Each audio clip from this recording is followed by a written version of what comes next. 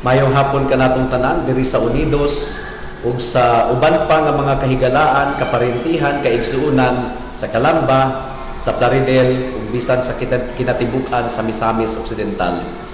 Nalipay kita tungod kay nagpadayon kining ministeryo sa pagsabwag sa pulong sa Ginoo.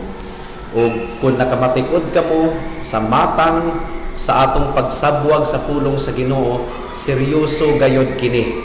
Dili kini joke, dili kini komedya, tungod kay ang Dios na mismo ang naghatag og warning sa Matthew chapter 7 verse 21 hangtod sa 23 nga dili kuno tanang tawo nga nagsangpit kaniya Ginoo makasulod sa gingharian sa langit. Gani sa verse 22, daghan kuno ang mga tarungan, daghan ang makuratan. Nagtuo sila nga langit ang ilang kapaingnan, pero impyerno di ay muna nga nangatarungan sila sa Ginoo. Lord, di ba nagapropesiya kami sa imong ngalan, ug sa imong ngalan nagpalayas og mga demonyo, ug sa imong ngalan nagbuhat og daghang mga milagro, pero dili mo salir ang ilang pagpangatarungan sa Ginoo. Tungod kay ang itubag sa Ginoo kanila, layas kamo gikan kanako, wala ko kamo mailhi bisan kanusa, kamong nagabuhat og mga dautan. Mao nga siguraduho nato, mao kini explanation kung nganong seryoso gayod ang atong pagtuon sa pulong sa Ginoo, kay basin og usata sa mga makuratan sa adlaw sa paghukom nga nagtuo kita nga tinuod kita nga Kristohanon pero dili di ay.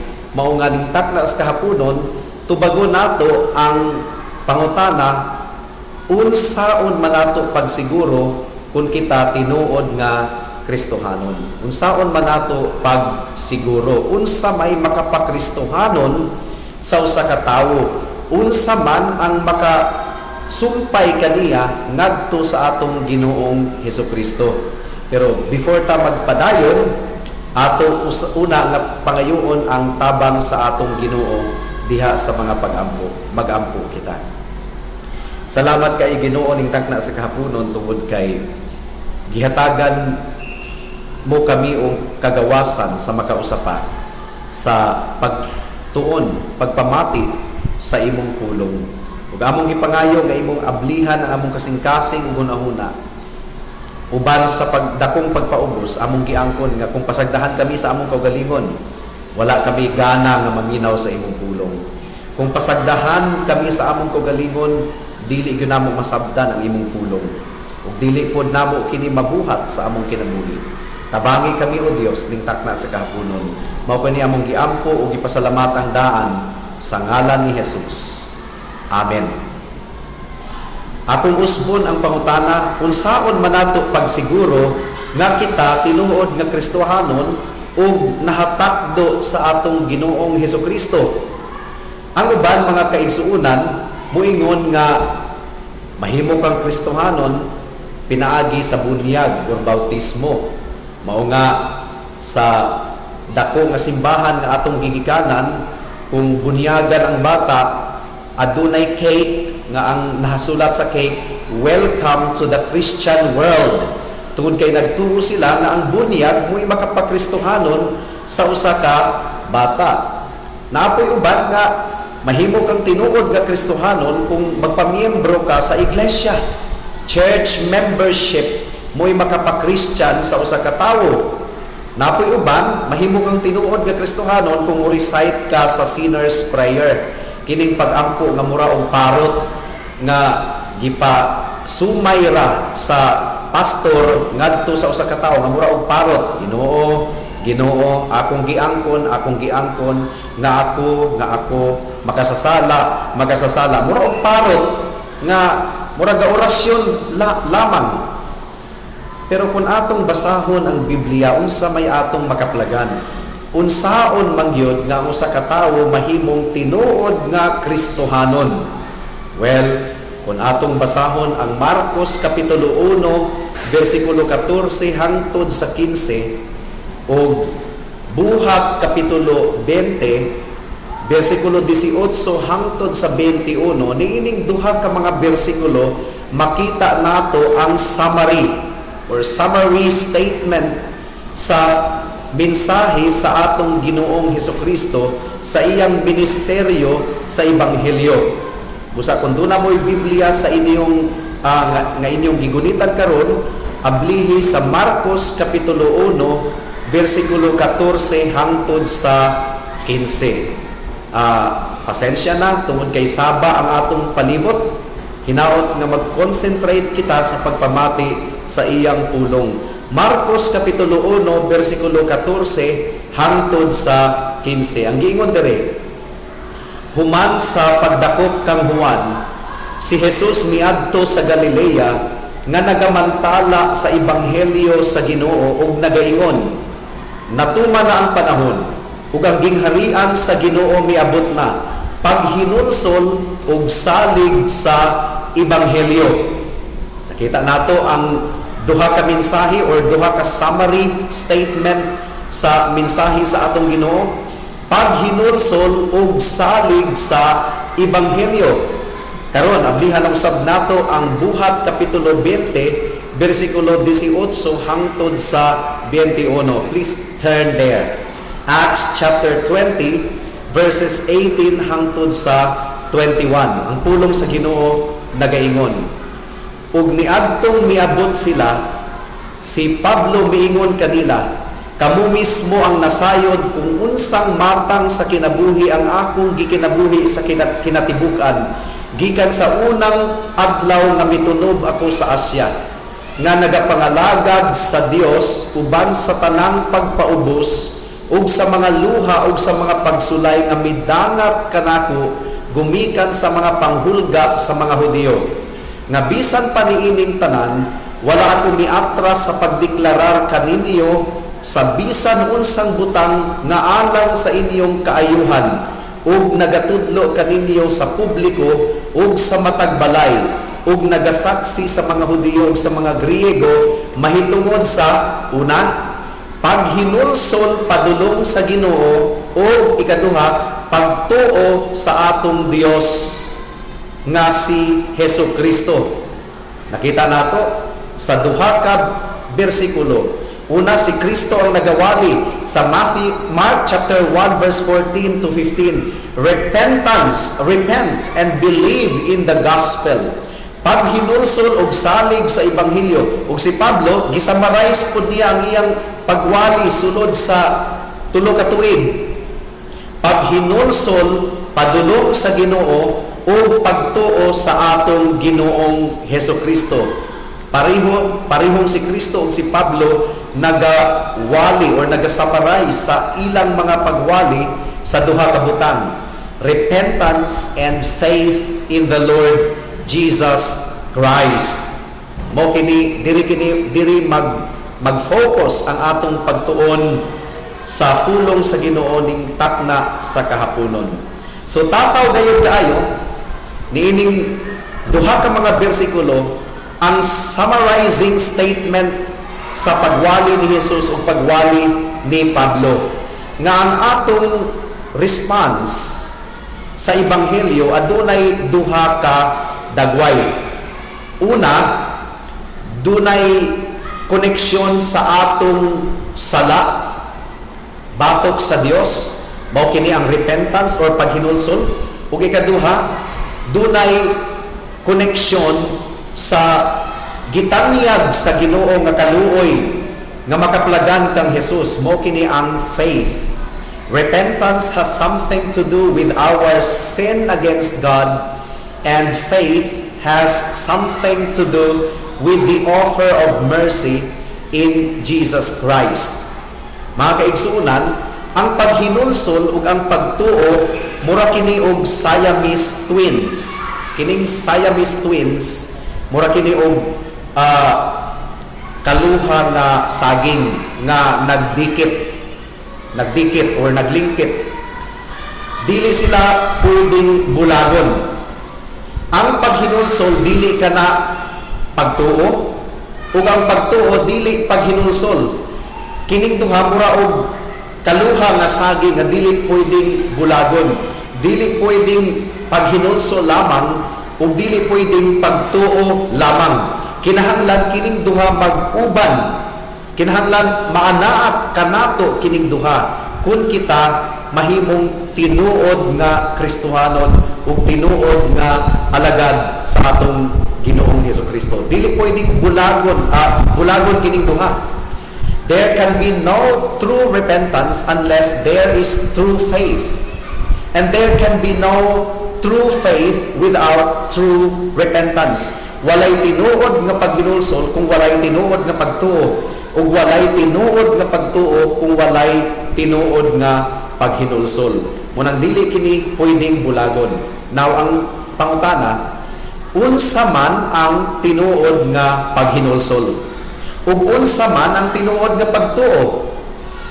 Kung kini nga saving response, if this is the saving response to the gospel, and if this is what we must urge people to do, ug kung mao kini ang response nato sa ebanghelyo nga magdala og kaluwasan, ug kung mao kini ang atong iwali sa mga katawhan nga kinahanglan nilang buhaton, unsa man gayod ang paghinulsol ug unsa man gayod ang pagtuo. Unsa may bot pasabot? Kung moingon kita nga naghinulsol kita sa atong mga sala, ug unsa man po'y buot ipasabot kung moingon kita nga nagtuo kita sa atong Ginoong Hesukristo. Dili pwedeng bulagon kining duha, pero for the sake of study, kinahanglan usa-usahon nato kini pagtuon. Karong Domingo atong tun-an ang repentance or paghinulsol. Sa sunod nga Domingo, atong tun-an ang pagtuo. Unsa gayud ang tinuod nga pagtuo? Muadto kita sa unang bahin sa atong pagtuon. Unsa man gayud ang tinuod nga paghinulsol? Unsa man gayud ang tinuod nga paghinulsol? Miingon si Jesus nga kung dili ka maghinulsol, mapukan usab ikaw. Mao nga ang repentance dili kini option. Ang pagtalikod sa sala dili kini option. Kung ikaw tinuod nga anaa kang Kristo, aduna gayoy tinuoray nga pagtalikod sa sala. Now, what does it mean to repent? Daghang mga pamaagi aron atong masabtan kini nga pangutana. Pero sa atong pagtuon ning takna sa kahaponon, tun-an nato ang kinabuhi ni Judas Iscariote. Tun-an nato ang kinabuhi ni Judas. Siguro, mangutana ka, nganong si Judas man? Sa kadaghan sa naghinulsol sa Biblia, si David naghinulsol man pod. Pero nganong si Judas man ang atong tun-an? Tungod kay, kung atong tanawon ang kinabuhi ni Judas, mura og naghinulsol siya. Kung atong tanawon ang iyang kinabuhi, murag naa kaniya ang tinuod nga paghinulsol, pero dili na siya tinuod nga naghinulsol. Munang kinahanglan natong tan-awon ang kinabuhi ni Judas aron atong masabtan ang tinuod nga paghinulsol.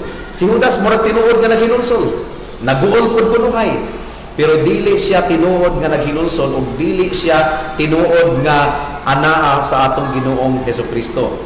Now, sa atong pagbasa pagtuon mahitungod kang Judas, unsa man ang gisummarize sa Ginoo mismo sa kinabuhi ni Judas. Marcos Kapitulo 14, versikulo 21. Marcos Kapitulo 14, versikulo 21. Please turn there. Ang giingon diri, tungod kay ang anak sa tawo mupanaw, sumala sa nahasulat mahitungod kaniya. Apan alaot ang tawo nga magbudhi kaniya.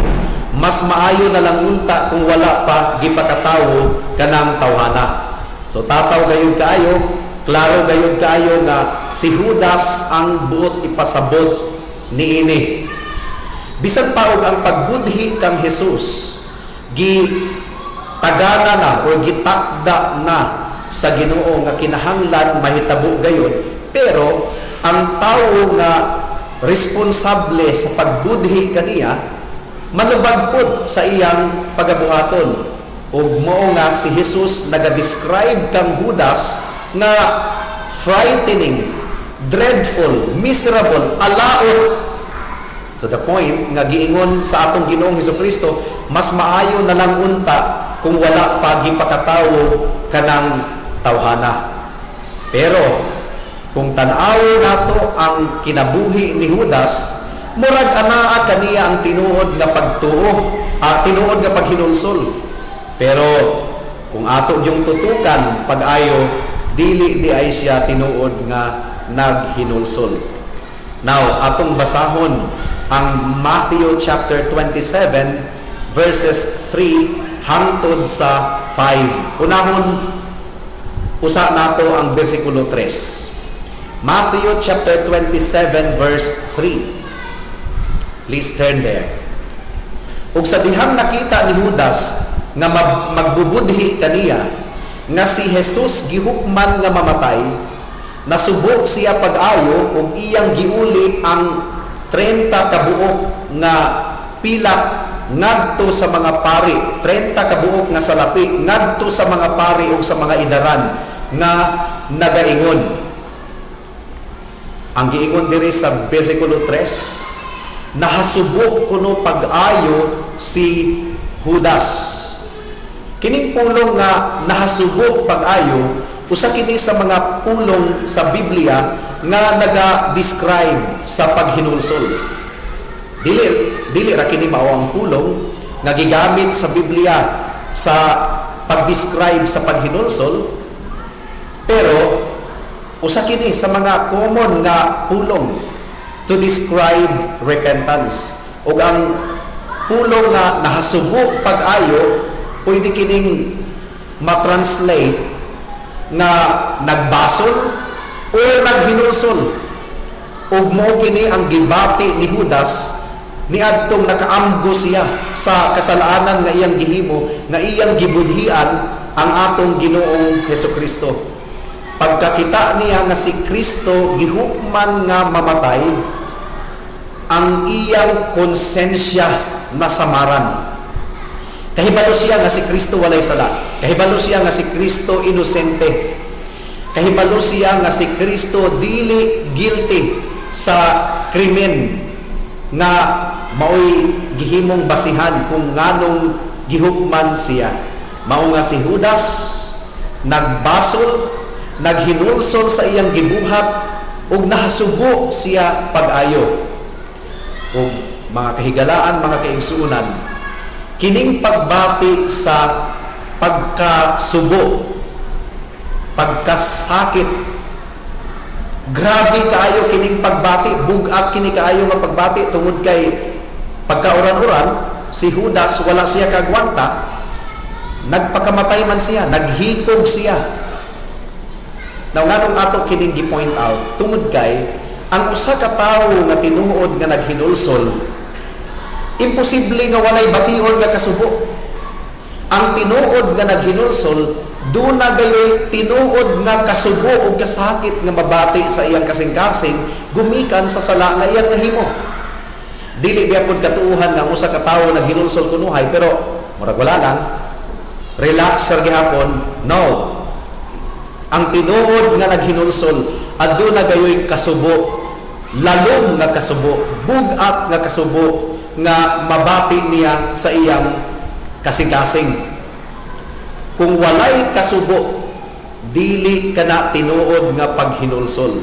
Basahon nato, ablihan nato sa 2 Corinthians chapter 7 verses 9 hangtod sa 10. Gidescribe ni Pablo ang tinuod nga kasubo nga nagadangat ngadto sa tinuod nga paghinulsol. 2 Corinthians chapter 7 verses 9 hangtod sa 10. Ang giingon diri ni Pablo, sumala sa ingon niini, nagmaya ako, dili tungod kay kamo na sakit, kundi dili tungod kay kamo na sakit nga nagdangat kaninyo sa paghinulsol. Tungod kay gibati ninyo ang Dios non nga kasubo, ug gumikan niini, walay nawala diha kaninyo pinaagi kanamo.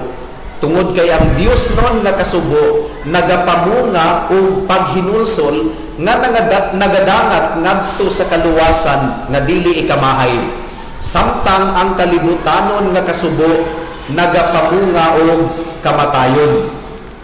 So you see, nakita nato ang Dios nun nga kasubo o kalibutanon nga kasubo. Ang Dios nun nga kasubo nagadangat sa paghinulsol nga nagahatag og kaluwasan, apan ang kalibutanon nga kasubo nagadangat sa kamatayon.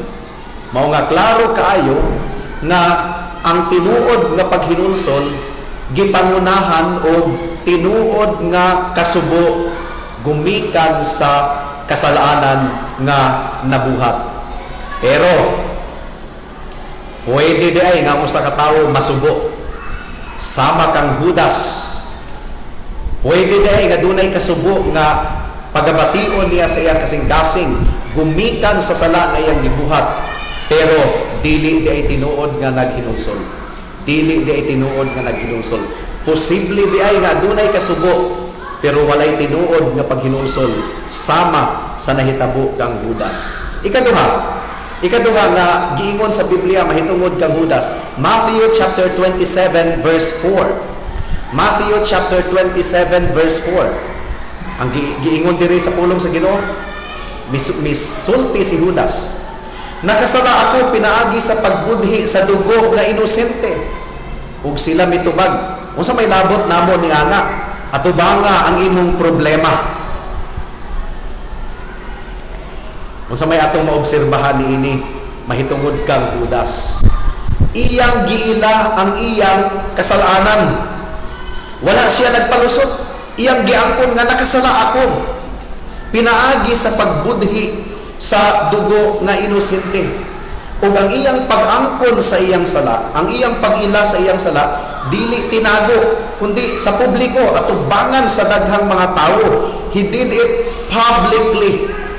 Diba? Miatubang siya sa mga Pariseo ug sa mga idaran, ug iyang giangkon sa kadaghanan nga siya ang nakasala, gibudhian niya ang dugo nga inosente. Wala may ilhanan mga kaigsuunan nga si Judas nag-excuse, nagpalusot. He took responsibility of his sin. Gibasol niya ang iyang kaugalingon og dili ang uban. Dili pareho ba ni Adan nga niadtong nahulog si Adan sa sala, gibasol niya ang Ginoo. Gibasol niya ang Ginoo. Ang babaye nga imong gihatag kanako, mo'y nagtintal kanako nga kaunon kini nga bunga. So, ang babae kunuhay ang gibasol, pero kinsa may gahatag sa babae? Ang Dios. Si Eva, gibasol po niya ang halas. Pero si Judas, wala niya gibasol ang uban sa sala nga iyang gihimo. Giangkon niya ang iyang sala. Wala niya gipasa sa uban ang iyang sala. Wala niya gibasol si Jesus. Wala niya gibasol ang uban. Wala gani niya gibasol si Satanas. Wala gani niya gibasol ang mga panghitabo. O gibuhat kini ni Judas ang pag-angkon sa iyang sala publicly, dili privately. Karon mga kaigsunan, ang tinuod nga naghinulsol, mubuhat sama sa gibuhat ni Judas. Dili niya basulon ang uban sama sa gibuhat ni Adan, kundi ilhon niya ang iyang kasalanan, ang kuno niya ang iyang kasalanan, ug atubangon niya ang iyang kasalanan. Pero posible di ay nga ang usa ka tawo moangkon sa iyang sala bisan pa atubangan sa kadaghanan, pero dili day tinuod nga naghinulsol. Si Judas una naguol, nasakit. Ikaduha, giangkon niya ang iyang sala, pero dili di ay tinuod siya nga naghinulsol. Posible day ang usa ka tawo maguol pod ug ang kunon pod niya ang iyang sala, pero dili tinuod nga naghinulsol. Ikatulo, Matthew chapter 27 verses 3 hangtod sa 5. Basahon nato og usab. Matthew chapter 27 verses 3 hangtod sa 5. Ug sa dihang nakita ni Judas ang magbubudhi kaniya nga si Jesus gihukman nga mamatay, nasubo siya pag-ayo ug iyang giuli ang 30 ka salapi ngadto sa mga pari ug mga idaran nga nagaingon, nakasala ako pinaagi sa pagbudhi sa dugo nga inosente. Ug sila mitubag, unsa may labot namo ni ana? atubanga ang imong problema.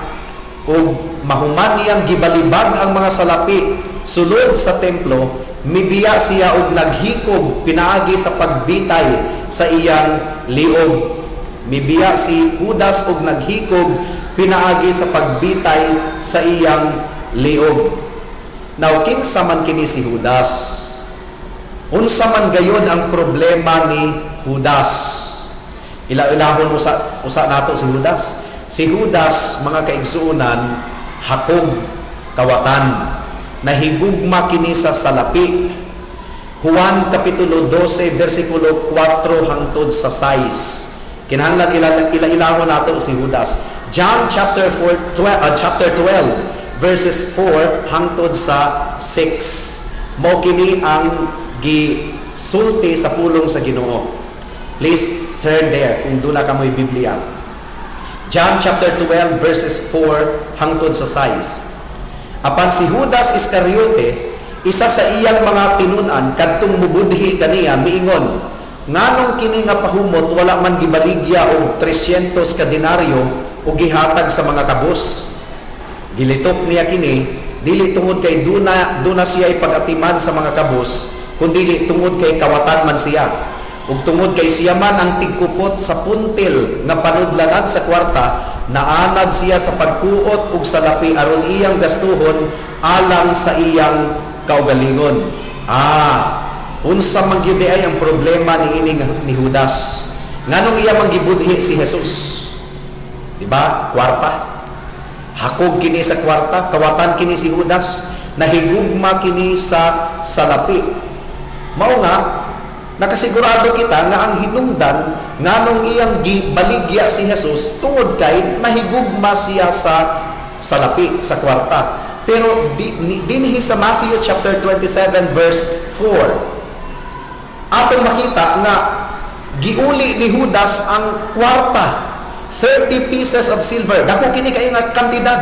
Dako kini kayo nga kantidad. Equivalent kini sa hundreds of thousands kung dili man million sa atong kapanahunan karon. Pero murag wala na niya gibali-bali ang kwarta ba? Iyang giuli katong 30 pieces of silver.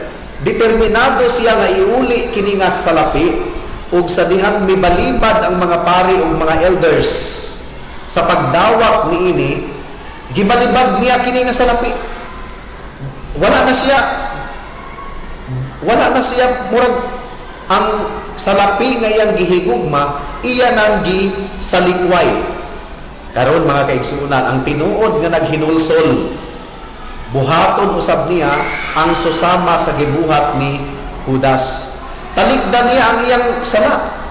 Ang pagpangawa, talikdan niya ang sala nga iyang gibuhat ug maningkamot siya nga iya kining mabayaran o mabakwi.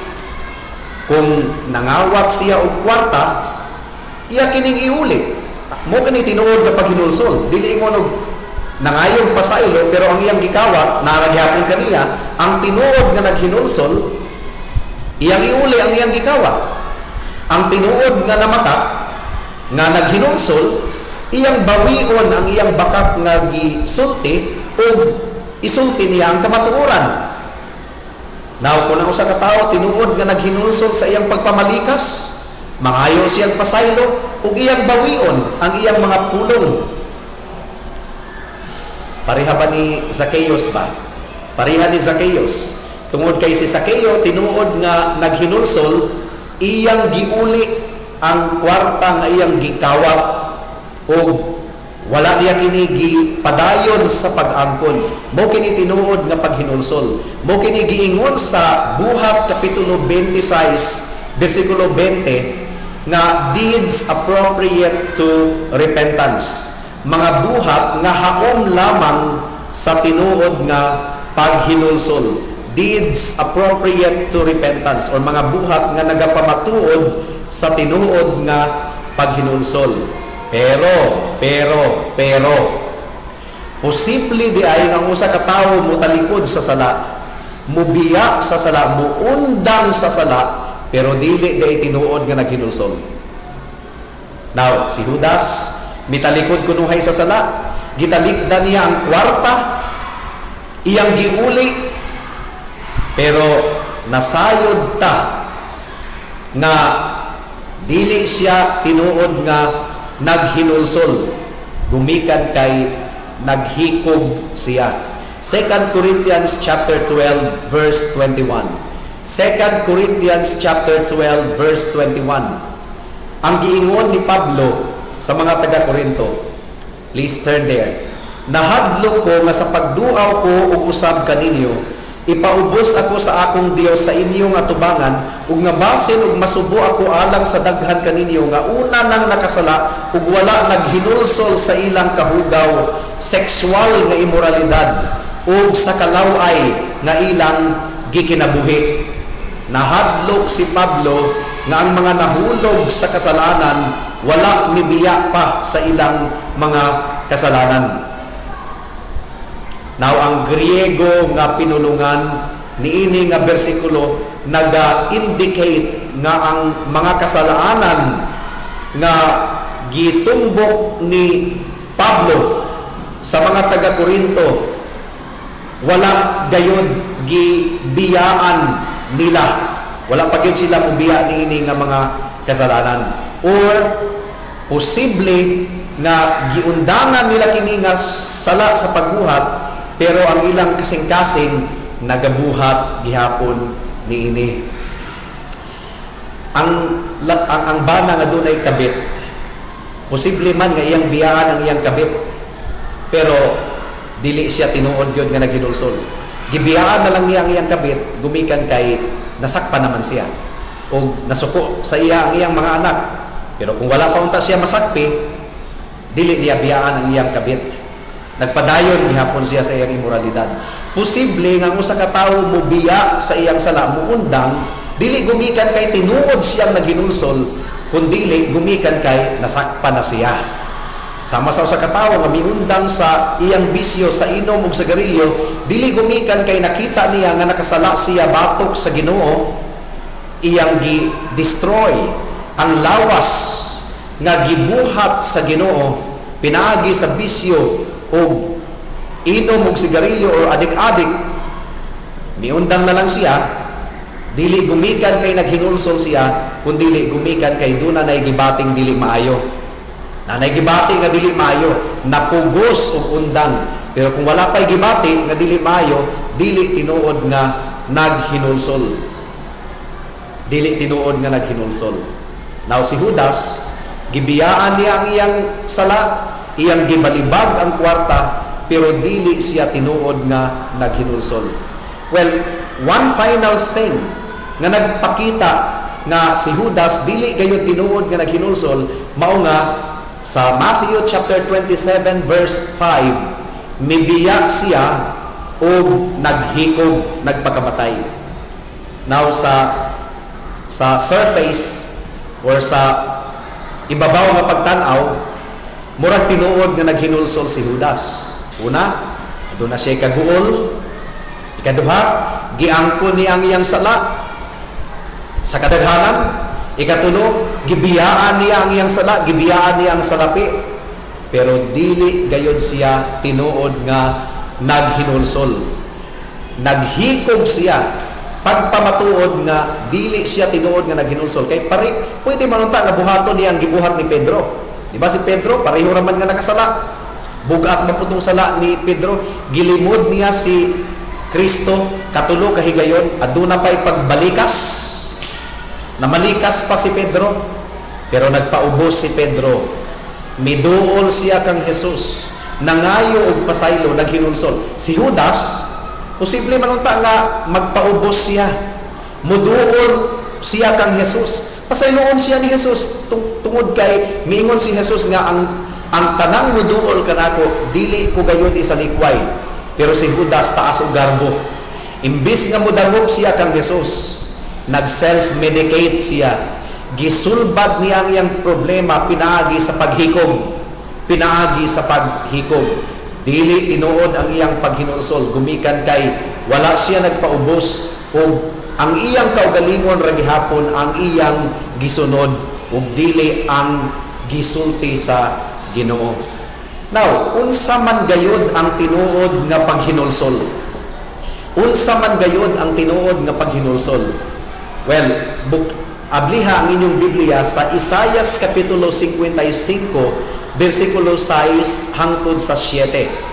Isaiah chapter 55, verses 6 and 7. Ug mao kini ang gisulti sa Biblia mahitungod sa tinuod nga paghinulsol. Isaiah chapter 55, verses 6 and 7. Ang giingon diri, pangitaa ang Dios samtang makaplagan pa siya. Tawag kaniya samtang duol pa siya. Pabiyaa ang dautan sa iyang mga lakang ug pabiyaa ang mga dautan sa ilang lakang ug ang dili matarong sa iyang hunahuna ug pabalika siya sa Ginoo aron kaluy-an niya siya ug sa among Dios tungod kay siya nagapasaylo sa abundansya. Let the wicked forsake his way. Ang tinuod nga paghinulsol, mga kaigsuunan, mao ang pagbiya sa iyang kaugalingong lakang, mao ang pagbiya, pagtalikod sa iyang hunahuna. But pasabot, nausab ang iyang hunahuna, nausab ang iyang pagtanaw o pagduol sa Ginoo, pagpasakop sa lakang sa atong Ginoo ug sa kabubuton sa atong Ginoo. Ang tinuod nga paghinulsol mao ang pagkumpisal sa iyang kasing-kasing, Lord, gikan karon dili na ako ang masunod sa akong kinabuhi, kundili ang imong kabubuton na ang masunod. Mao kana ang tinuod nga paghinulsol. Wala kana gibuhat ni Judas. Murag tinuod siyang naghinulsol, pero ang iyang kaugalingon ra gihapon ang iyang gisunod. To the end, nagpadayon siya sa iyang pagkarebelde sa Ginoo. Gibuhat niya ang iyang gustong buhaton. Nag-self-medicate siya. Taas kayo garbo. Wala siya midangop kang Jesus para sa kapasayloan. Naghikog siya. Ang iyang solusyon sa iyang problema, ang iyang gibuhat. So mga kaigsunan, by way of summary, ang tinuod nga paghinulsol nagalangkob sa una, kasubo, gumikan sa kasalanan. Ikaduha, pag-angkon sa kasalanan ug pag-take og responsibility sa kasalanan. Ikatulo, pagtalikod sa kasalanan ug willingness nga bayaran ang kasalanan. But what is at the heart of repentance is ending our rebellion against God.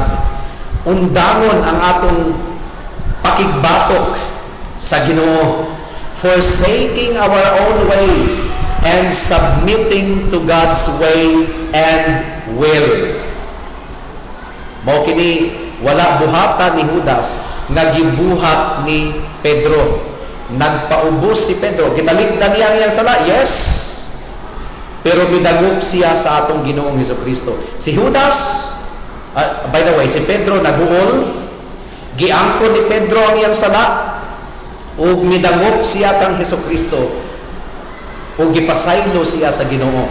Gibalik siya sa iyang posisyon, isip apostol. Si Judas, naguol sa iyang sala, giangkon niya ang iyang sala, gitalikdan niya ang iyang sala, pero nagpabilin nga dahi ang iyang ulo. Wala siya miduol kang Jesus. Wala siya midangop. Nag-self-medicate siya. Naghikog siya. Now mga kaigsunan, mao kini ang unang bahin sa atong saving response sa Ebanghelyo. Ang paghinulsol, sumala sa giingon ko sa introduction kaganina, ang paghinulsol ug ang pagtuo, dili kini pwedeng bulagon. Kaluha kini nga saging na dikit. Dili pwedeng bulagon. Walay tinuod nga pagtuo kung walay tinuod nga paghinulsol. Walay tinuod nga paghinulsol kung walay tinuod nga pagtuo. Si Judas, dili tinuod nga naghinulsol tungod kay wala siya misalig nga si Kristo. Kaya siyang pasayloon, wala siya nagpaubos. Karon ang paghinulsol, Option ba? Pwedeng buhaton nimo, pwedeng dili. Kristohanon gihapon ka, bisan pag wala ka naghinulsol, ang importante nagtuo ka kang Hesus. Bisan pag nagpabilin ka sa imong sala, wala ka naghinulsol, okay ra gihapon. Dili. Tungod kay kaduha gayud nga gibalik sa Ginoo sa Lucas kapitulo 13 bersikulo 3 ug 5. Kaduha gayud nga gibalik sa Ginoo. Giingon sa Ginoo, dili sultihan ko kamo, kung dili kamo maghinulsol, mapukan usab kamo. Verse 3 na.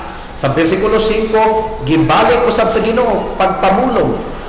Giingon sa Ginoo, dili sultihan ko kamo, kung dili kamo maghinulsol, mapukan usab kamo. Igsuon, higala, kaparintihan, ang paghinulsol dili kini optional. Kinahanglan kining buhaton sa usa ka tawo kung tinuod siyang maluwas. Ang tinuod nga luwas, adunay tinuod nga paghinulsol. Giila niya ang iyang sala, gitalikdan niya ang iyang sala, pero dili ra kana ang iyang buhaton. Mudangop siya sa Ginoo sa dakong pagpaubos, gumikan kay ang Dios nagapasaylo. Mao kini wala gibuhat ni Judas. Dili igo nga maguol ka sa imong sala. Dili igo nga ang kuno nimo imong sala. Of course, kinahanglan kagulaan nimo ang imong sala. Kinahanglan nga ang kuno nimo ang imong sala. Kinahanglan nga talikdan nimo ang imong sala, pero dili ra ka na igo. Mitalikod ka sa imong sala, yes, pero dangop kang Hesus. Dangop kang Hesus. Gumikan kay naa kaniya ang tinuod nga kapasayloan. Ayaw pagbuhat og kaugalingon nimong pamaagi aron mapasaylo ka. Daghang mga tawo nga ang ilang hunahuna sa kapasayloan, magpenitensya, magpalansang sa krus sa panahon sa Biyernes Santo, iyawat na lang makuha-kuhaan ang ilang mga sala, as if dawaton sa Ginoo ang kuha-kuha nga sala, nga ang giingon sa Ginoo, total eradication of sin, kinatibuk-an nga pagpapa sa sala. Nagbugna og kaugalingon nga pamaagi nga masolusyonan ang ilang problema. Hambog kaayo, garbo kaayo, dili na lang gyud mudangop sa Ginoo uban sa dakong pagpaubos ug musalig nga ang dugo sa Ginoo igo na aron magahugas sa mga sala bisan pag-unsa kini kahugaw. Mao kini gibuhat ni Pedro. Gilimod niya si Kristo sa tulo ka higayon nga aduna pay sagol nga pagpamalikas. Pero nagpaubos si Pedro ug midangop siya kang Hesus. Igsuon, maupod ka na ang mahitabo kanimo. Bisan unsa ka hugaw sa imong sala, kung mudangop ikaw kang Hesus, adunay tinuod nga kapasayloan sa tanan nimong mga sala. Dili nato awaton ang kanta ni Frank Sinatra na My Way. Daghang nangamatay ni anang kantaha diri sa Pilipinas, mag-ilog og microphone sa video kay My Way, I did it my way. Well, mga kaigsunan, ang kaluwasan dili kini pinaagi sa imong pamaagi, dili kini pinaagi sa imong buhat, kundi pinaagi sa pagtuo kang Hesukristo lamang. Isip Dios ug manluluwas bisag unsa kahugaw sa imong sala, kayang paputingon sa Ginoo, kaya kang limpyuhan sa Ginoo, kayang baguhon sa Ginoo ang imong kasing-kasing, dangop sa Ginoo uban sa dakong pagpaubos. Ang pamaagi sa Ginoo ang atong sundon ug dili ang atong kaugalingong pamaagi. Magamputa. Salamat Ginoo ning takna sa kapunon. Sa mensahe mahitungod sa tinuod nga paghinulsol. Hinaot nga ang balaang espiritu mo'y magatandog sa tanang nakadungog niini nga mensahe ug maghatag og tinuod nga paghinulsol. Ang tinuod nga paghinulsol nagagikan kini kanimo, ihatag kini sa mga tawo nga imong gipili o Dios alang sa kaluwasan. Mao kini among gipangayo ug gipasalamatan sa pangalan ni Jesus. Amen. Amen.